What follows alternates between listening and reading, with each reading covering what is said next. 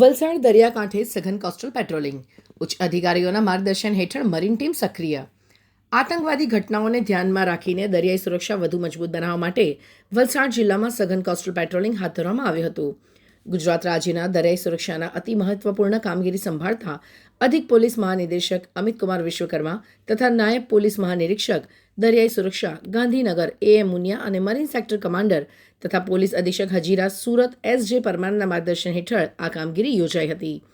Umargam marine sector leader નાયબ police અધિક્ષક AM કોગસિયા અને marine team leader PSI KC પટેલના નેતૃત્વમાં તારીખ 20/3/2024ના રોજ ઉદવાડા ગામથી ઉમરસાડી માછીવાડ સુધીના દરિયાકાંઠા વિસ્તારમાં પેટ્રોલિંગ કરવામાં આવ્યું હતું.